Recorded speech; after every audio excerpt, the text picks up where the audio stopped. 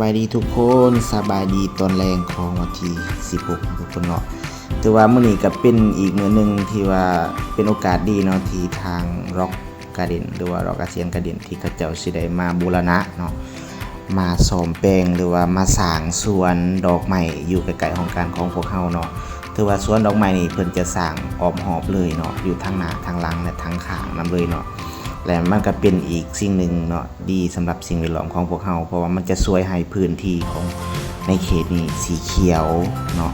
สีเขียวงามแล้วก็มันเป็นอีกปลอดสารหรือว่าช่วยลดพรมลพิษ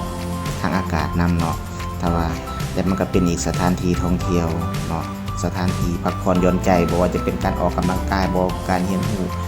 กับธรรมชาติบ่จังซี่นะแล้วก็เป็นจุดเที่ยวเป็นจุดที่ว่าเฮา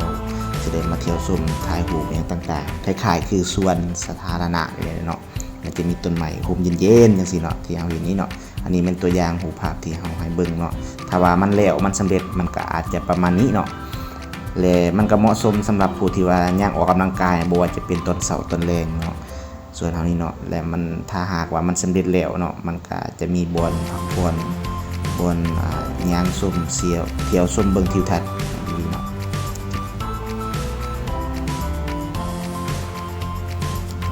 อันนี้เป็นรูปภาพทั้งหมดที่ให้เบิ่งแต่ว่ามื้อนี้เขาเจ้ากำลังเริ่มมา